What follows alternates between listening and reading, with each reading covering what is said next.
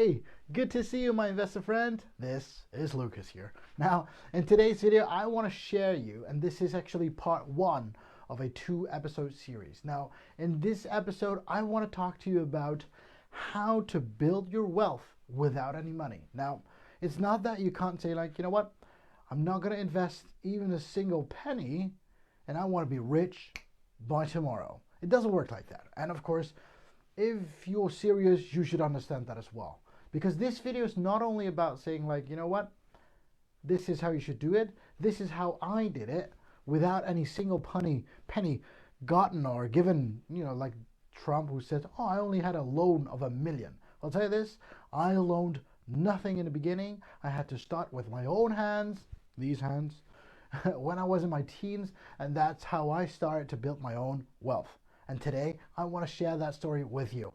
And why do I do it in two parts? Because the story would otherwise be too long, and you know, you'd be sitting there watching me maybe for 20 minutes or so, or even longer than that. And we don't want that, okay? So in today's video, I want to share these 3 tips that I did. So the first thing is, be careful who you listen to. Be careful who you listen to, because this is the most and single important thing that you have to keep in mind. Now, I tell you this, when I was 17, I got my own coach who coached me on being financially educated, coached me on my own lifestyle, coached me on my own mindset. This is the most important thing. If you want to be like your example, you will copy everything that person does. If you want to be and live like a certain wealthy person, what you will do is you will look what the person does. You want to eat what the person eats. You want to sport what this person does. You want to copy all those things, and that's what you will become in your own future. And this is why it's so important that you need to be careful who you listen to.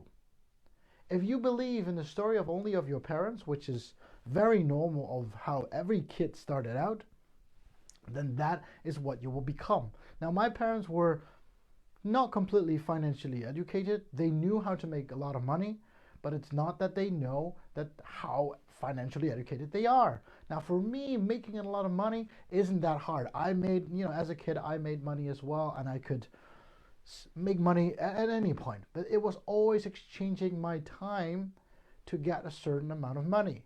Now, this is, of course, important because, you know, if you don't invest anything, if you don't invest your time, then yes, money doesn't grow on trees. And no, it really doesn't. Money doesn't grow on trees. So money doesn't grow on trees. And of course, it's not like, you know, you buy a lottery ticket and all of a sudden you would win the lottery. It doesn't happen that. I think the chance of getting a certain virus, the coronavirus right now that everybody's, and there's so many people have, I think getting that chance of getting a certain virus is higher than, of course, winning the lottery. So therefore, trying to hope for something like a lottery is not going to work out. That's why it's very important that you focus on who do you listen to and who do you follow and who is your example. That's very important. Like for me, you know, I always liked those people who were very wealthy in the past as well. And to me, Robert Kiyosaki was a very great example to me. Now, Napoleon Hill was a cool story that I wanted to live, but I didn't want to be like those people. I wanted to be like those wealthy people. Now, sometimes it's a dream, and at some point, if you realize it, you can make your dream come true, but you have to work for it. And that is number 2 that I want to share with you. You gotta make money. You have to make money yourself. Now, the first thing is, like I said, you gotta exchange. In the beginning, you'll be exchanging time for money. That's the first thing. You'll be exchanging your time for money, because that's the first thing you can only do. Like I did as a kid. I was, I don't know, 12 years old maybe. I would, you know, I would go for a paper round. You know, every morning I would get up at 5 and I would deliver the papers. And that would give me money. That's the way how I started my how I started investing as well, because I wanted to double that, that €1 that I had. I wanted to double it into 2 without working for it, because I didn't want to exchange my time for it anymore. And this is a very important step that you need to, think as well, because you don't want to exchange your time anymore. What you want is, of course, you want to exchange maybe your ideas, or maybe your organization. You gotta think about it. It says organization. I'll just write it out, okay? So what you want is, of course, you want that your ideas, the moment you exchange your ideas, you get money for it. That's what you wanted. And that's why I always believed that, being a professor, I wanted to be a professor. If I shared my ideas with people, that people would want to pay for it. That's why I chose this job for me as an occupation, saying like, you know what? Of course, it always starts with exchanging your time, and you would get money for it. But you gotta share something. You gotta think of it like this. You have to solve a problem for somebody else. And if you can solve that problem with the knowledge that you have in your head, in your mind, if you can use that knowledge to solve somebody else's problem, then that's the first step. And that's what I thought when I was in my teens. I thought, you know what I'm very good at, and I know what I'm good at. I know that I'm good at sharing my ideas. I should share my ideas, and people should be able to gain from that as well and get their own advantage. Now, other people would say, you're sharing your idea and people should pay for it. That's the whole idea in the end. It's a bit simple idea, simple-minded, but yes, that's how it should work. My ideas, I should share my ideas. And this, of course, if I just work as a teacher in a university, it's still exchanging my time for money. And maybe because you're a professor, you get more salary, then you're just exchanging your time for a little bit more money. But the moment you stop sharing, the moment I stop being a professor, what would happen is I don't get any money. And this is something that you have to understand. Now, in my case, what I've done is I built a business, a scalable business, an online business. What I did is all the knowledge that I have, I made it into courses and I put them online. And the moment people want to have knowledge on a certain topic, I would say go to my online courses. The moment you can purchase something, all of a sudden, I put in all the work and time that I've put in one time. All of a sudden, those ideas also generate money. And now people will just go to my online course and they'll just buy online courses. Now, some courses are cheap and some courses are more expensive. But it's a way all of a sudden that I don't have to do the work anymore. And people will still buy the knowledge. They will still want to listen to me. They will still want to learn from me. They will still want to gain information and knowledge from me. And that way, they can all of a sudden make their own journey in their own lives with all the things that they get from me, because all the ideas that I'm sharing in these online courses, all of a sudden that's what you can get for yourself as well. And this is just the way you got to make the money first. And you think, okay, you know what, if I make money, so that is my wealth? No, it's not about that you make money and all of a sudden that's your wealth, because in the end, if you stop putting in your time, what happens is all of a sudden you lose your wealth. Now, wealth in this case is something that you want to keep. You want to keep it at all times. It's not that the moment you stop working, it should be gone all of a sudden. And this is what they call financial freedom as well. You got to be financially educated and thinking, you know what, these are the choices that I make. And the moment I make those, wealth just keep on coming. You don't have to work for your money anymore. The moment you stop, you should still be able to live at a certain level in your life. And that's what you want to achieve. That's what you need. That's what you got to think of. So those are the ideas. What do I do to exchange my time to make money? And with the money that I make, I got to invest it. I got to invest it into my business. I got to invest it into my own. I got to invest my own money so that my money grows into more money. And those are easy steps that you should start. The first one is making money. And I'll tell you this, making money isn't easy. Although I said, money just comes flowing to me as a kid. Wasn't a lot maybe, But every time I put in work, I would get money. Because if making money was easy, then everybody would do it, right? Everybody would do it. Now, just exchanging your time and then getting money isn't about making money. That's just exchanging your time for money. That's not called making money. Making money is thinking of ideas that can sell, ideas that people would want as well. And all of a sudden, you don't have to do any work anymore, but people will just call you like, hey Lucas, can you help me out here? All of a sudden, with your ideas, you are solving a problem for somebody else in your way with your ideas. And those ideas is making money on the long term as well. And that's what you should be doing. Now, the moment you make the money, you got to see it like this. If you want to create that wealth, you got to think like this. The moment you make money, you should also know about saving money. Now, in the next video, so not today, I will talk about investing money. I'll talk about that in the second part of this video. But in this video, I want to share these 3 things, so be careful you listen to. Number 2 is make money to become wealthy and make that wealth. And number 3 is saving that money. You got to think it like this. The moment you go into adulthood, thinking if you're a youngster, the moment you go into adulthood, what you will see is that so many people, the moment they get their incomes after making the money, 1/3 of the income, 1/3, you got to see it like this, 1/3 of income goes to paying off their house. And this is, I think, is quite a lot. Now, I'll tell you this, I don't pay for my own home. I have other people paying for my home.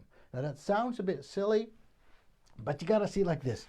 There's a different way. I call that, and a lot of people on the internet also call that, it's called house hacking. And what's house hacking? So let's pretend that you live in a home. So, I live in a home, and a home costs me $1,000 per month. This is what the mortgage is, this is what the interest is, and I pay $1,000 for the home. But the moment you would buy 2 or 3 more of these homes, and you would rent them out to other people, all of a sudden these people are paying, for example, and you're getting a mortgage. You're getting a mortgage on these homes, and the mortgage costs, for example, $500.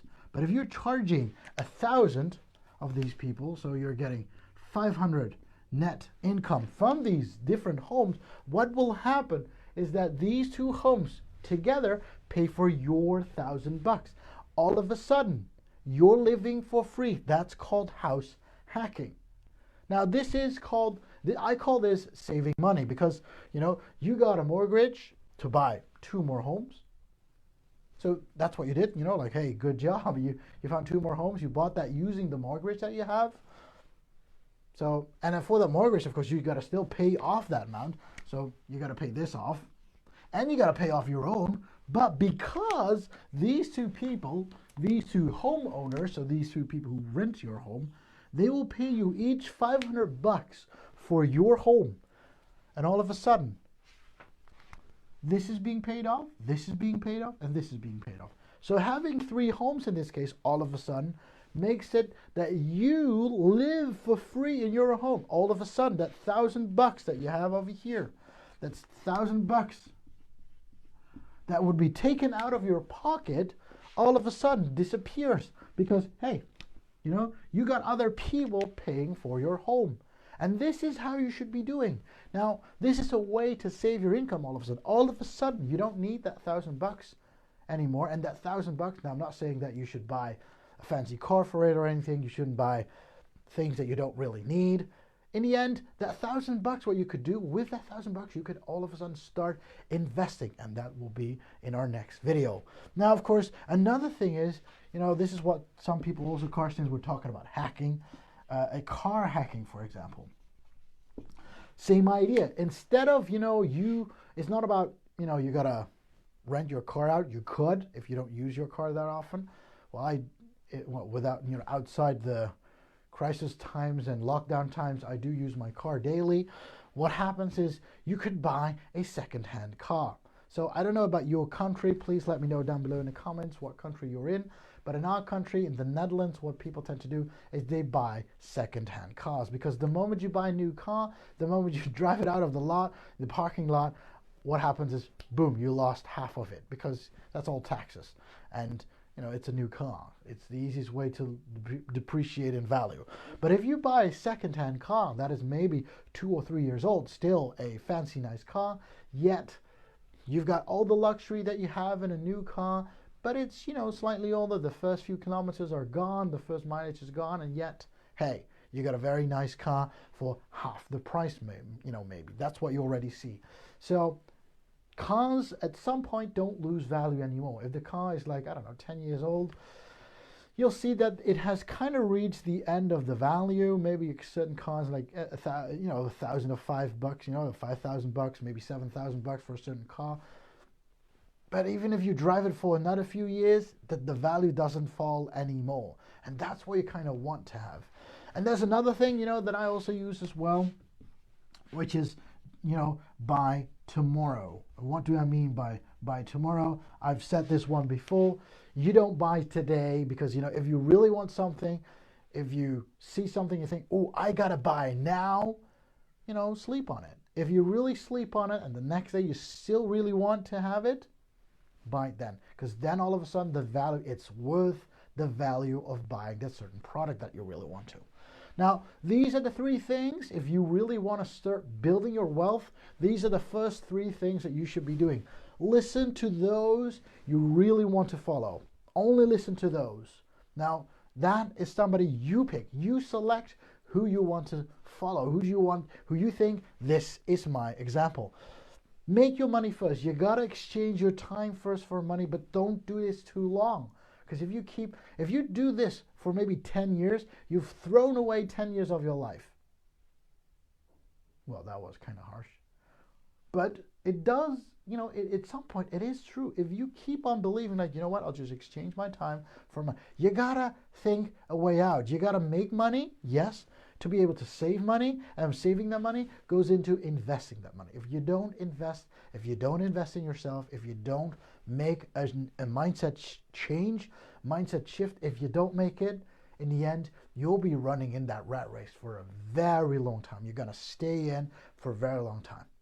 And that is what you need to do today. Be careful you listen to, make your money, and of course, save the money smart. Do it ways like I did as well. There are different ways that you can get started. Okay, thank you very much for watching this video. Be sure to come back tomorrow, because tomorrow I'll be showing part 2 of this video, talking about investing, how I started to grow and make my own wealth, and of course, keep that wealth. And then we're talking about taxes, because, if you make the money, the government will always say, hey, you know what? Oh, thank you very much for making a lot of money. I'll take my share. And that's what you want as well. There are a lot of loopholes in the tax system that you and I are both in. Okay, thank you very much for watching today's video, of course.